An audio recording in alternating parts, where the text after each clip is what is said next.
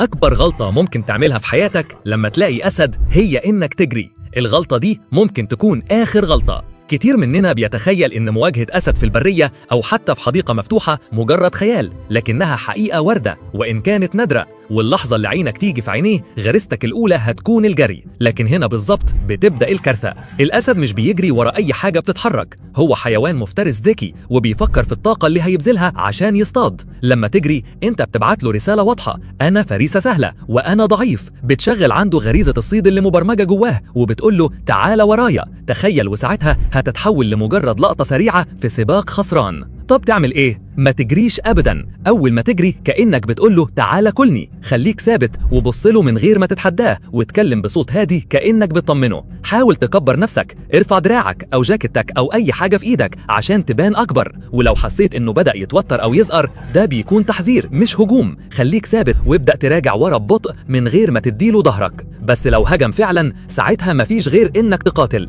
اضرب بأي حاجة معاك واستهدف عينه او مناخيره، دول اكتر نقط حساسة عنده، يمكن ساعتها يهرب هو. في مواقف معينة الشجاعة مش إنك تهرب، الشجاعة إنك تقنع الأسد إنك أغرب من إنه ياكلك.